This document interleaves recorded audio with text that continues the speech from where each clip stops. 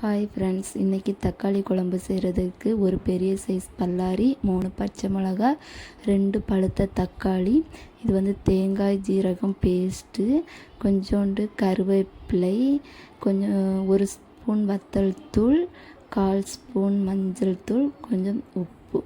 ஒரு பாத்திரத்தில் எண்ணெய் ஊற்றிட்டு கடுகு உளுந்தம்பருப்பு போட்டு நல்லா பொரிஞ்சதும் பல்லாரி, மிளகாய், கருவேப்பிலை போட்டு பல்லாரி வந்து பொன்னிறமாகுது வரைக்கும் நல்லா வதக்கணும்.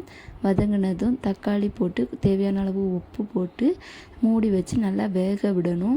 தக்காளி வந்து நல்லா மசியணும். அதுக்கப்புறவு வத்தல் தூள், மஞ்சத்தூள் போட்டு ஒரு நல்லா பச்சை வாசனை போகிற அளவுக்கு கிண்டிட்டு அதுக்கப்புறம் வந்து அந்த தேங்காய் பேஸ்ட்டு அதை ஊற்றிட்டு தேவையான அளவு தண்ணி ஊற்றி நல்லா கொதிக்க விடணும்.